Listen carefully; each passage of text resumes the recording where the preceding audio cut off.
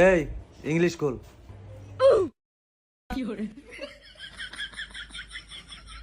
Sir এই যে Shakib English বই খোলে না, কেমনে বইছে? তোরে জিঙ্গাইছি। এই তোকে রহনে সবাই ইংলিশ প্রশ্ন করমু, যেটা না পারবি আজ যা। সাকিব তুমি আগে বলো। কি স্যার? বলো এরপরে কি? স্যার এরপরে স্যার এরপরে জেড। গুড, তুমি যে চেষ্টাটা করছো এটাই অনেক, কিন্তু এরপরে বি হয়। একটু ভালো করে দেখবা কেন বাবা।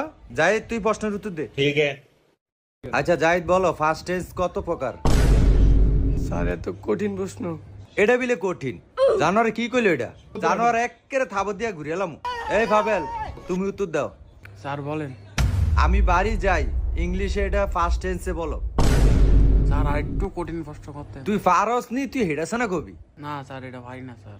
জানোয়ারে এটাও পারে না। এ আফন তুমি প্রশ্নের উত্তর দাও। আচ্ছা তোর প্রশ্ন হইলো আমাদের জাতীয় মাছের নাম কি, এটা ইংলিশে বল। স্যার হিলসা।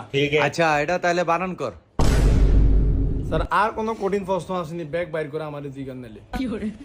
জানোয়ার মাছ খাইতে পারস, ইংলিশ পারস না?